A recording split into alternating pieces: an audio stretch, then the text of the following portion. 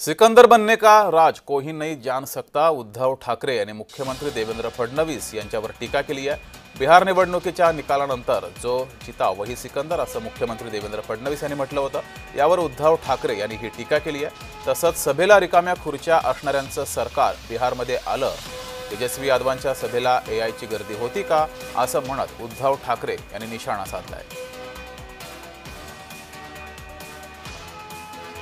शेवटी असे आपले कोण मुख्यमंत्री म्हणालेत ना, जो जीता वो सिकंदर, लेकिन वो सिकंदर बनने का राज वो कोई समझ नहीं सका आज तक। जे जिंकले त्यांचं अभिनंदन आहे।